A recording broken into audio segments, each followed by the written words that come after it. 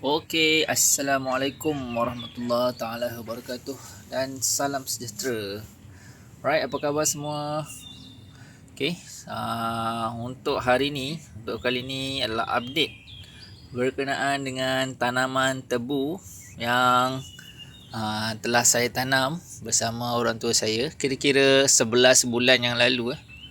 So kalau korang tengok video saya yang terdahulu adalah video sekitar 11 bulan lalu untuk pokok tebu ni. Okey, so sekarang ni 27 April 27 April 2026. Pantas masa berlalu. So ini adalah update pokok tebu. Yang mana pokok tebu ni hari ni telah membesar lah. Telah membesar dengan baik. So pada ukuran saya, perkembangan dia pokok tebu ni yang paling batang yang paling tinggi tu sekitar 9 kaki 9 kaki. Dan kalau kita tengok dia ada beberapa pokok, beberapa batang lah. 1 2 3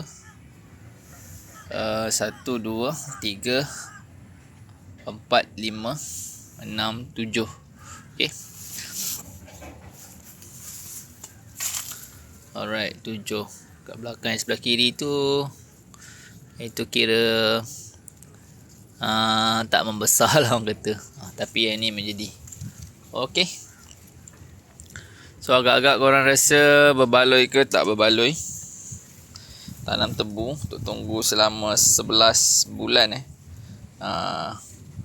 dan daripada sebatang tu dia dapat tumbuh hampir 7 ke 8 batang lah.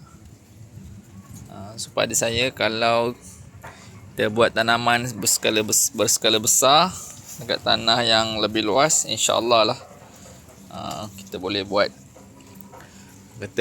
duit lah kita dengan pokok tebu. So this is for fun sajalah untuk saya. Dan insya-Allah kalau ada tanah yang lebih luas ataupun ada kesempatan, saya akan usahakan lah pada masa akan datang.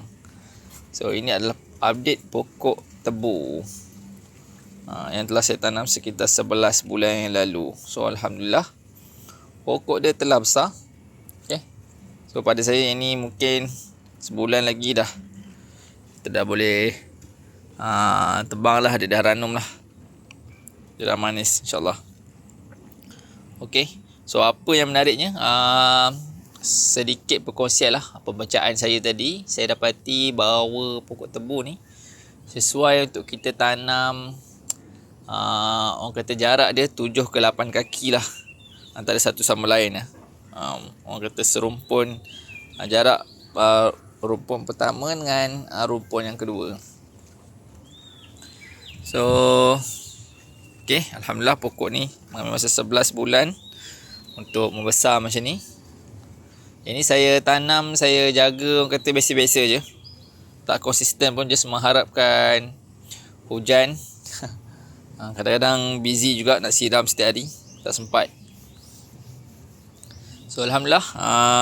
Okay, kita jumpa video next. Thank you for watching. Assalamualaikum. Okay, bye.